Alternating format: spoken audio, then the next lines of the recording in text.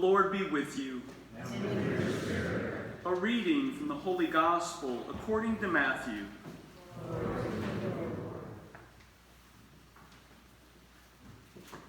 Jesus took Peter, James, and John, his brother, and led them up a high mountain by themselves.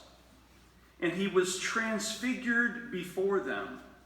His face shone like the sun, and his clothes became white as light. And behold, Moses and Elijah appeared to them, conversing with him. Then Peter said to Jesus in reply, Lord, it is good that we are here.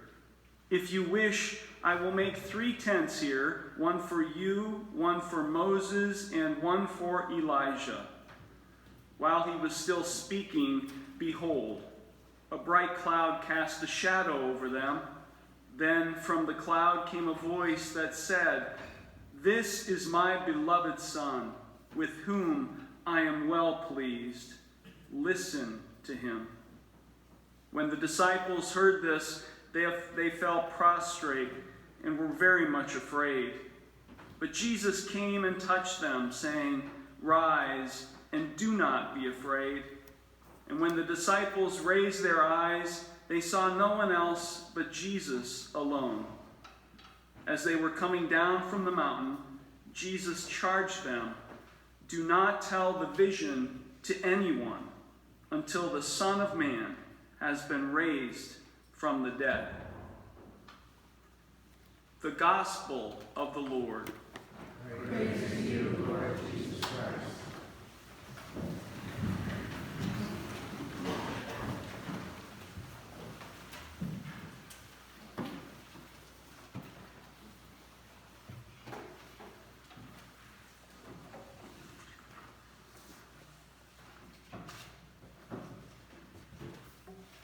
In any sport, a good coach knows the importance of giving the team a pep talk. Whether it is a team sport like basketball or an individual sport like wrestling, the coach, through a pep talk, motivates the players. A pep talk is not only something that is done in sports, but it also happens in daily life. A CEO, or a manager, or a leader, or an employer, with his words and example, bring out the best in their employees. And what parent here doesn't know the importance of a pep talk as they call time out and they give their child a talk about their behavior? Today's gospel passage from St. Matthew is referred to as the Transfiguration of Jesus. But after thinking about that account of the Transfiguration, I would like to refer to this gospel passage today as Jesus' pep talk with his apostles. Think about it. Jesus calls a time out. And he takes Peter, James, and John up a mountain where he explains, motivates, and challenges his team of apostles.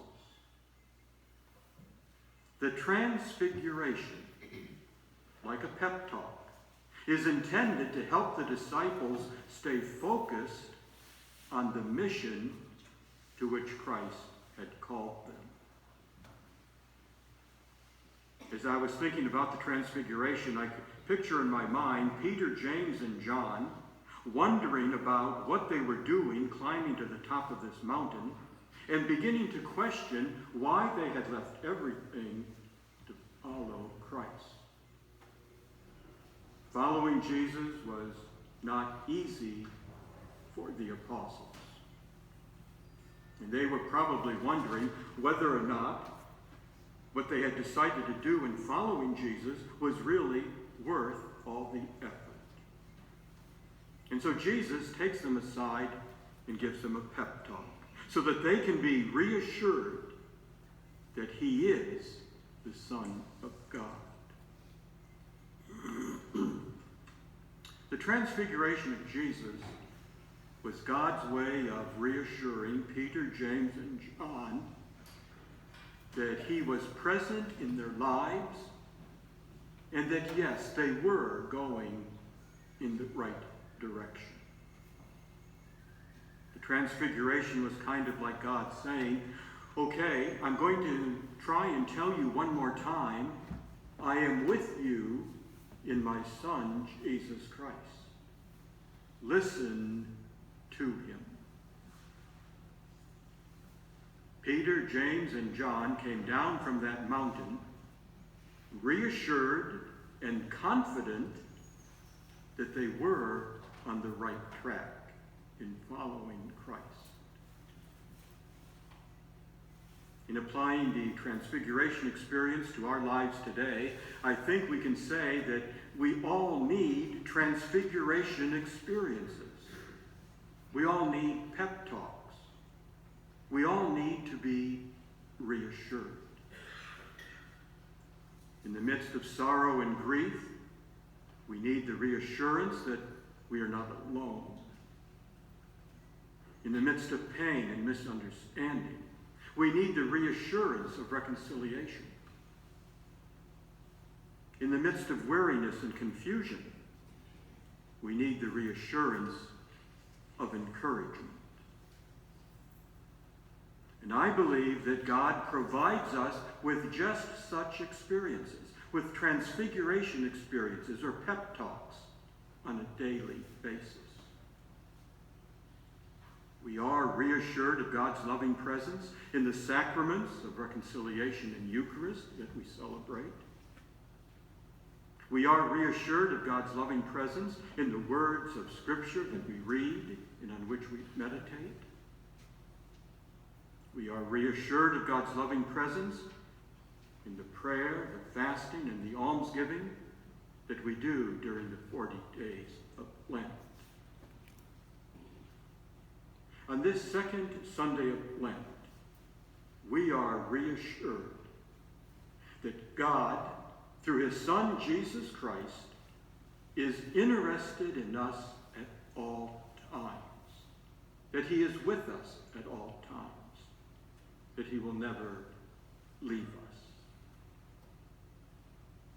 Let us pray today for each other, that we will be open to God's transforming, reassuring love. And by joining ourselves to Jesus Christ in the Eucharist we celebrate, we will be given the strength and the courage to listen to him.